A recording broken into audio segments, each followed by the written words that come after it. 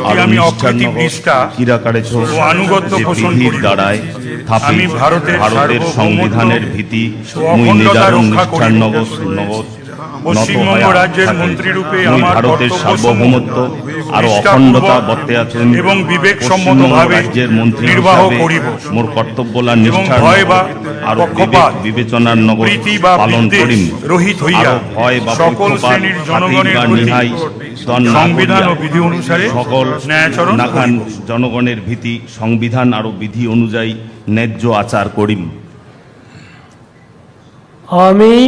আমি তাপস রায় দীপক বর্মন ঈশ্বরের নামে শপথ করিতেছি, যে কোনো বিষয় রাজ্যের মন্ত্রী হয়া যাহা আমার বিবেচনার জন্য আনিত হইবে বা আমি জ্ঞাত হইব, তা ওই মন্ত্রী রূপে আমার কর্তব্য সমূহের যথাযথ নির্বাহের জন্য যেরূপ আবশ্যক হইতে পারে তদ ব্যতি রেখে আমি প্রত্যক্ষ বা পরোক্ষভাবে কোনো ব্যক্তি বা ব্যক্তিগণের নিকট জ্ঞাপন করিব না বা প্রকাশ করিব না।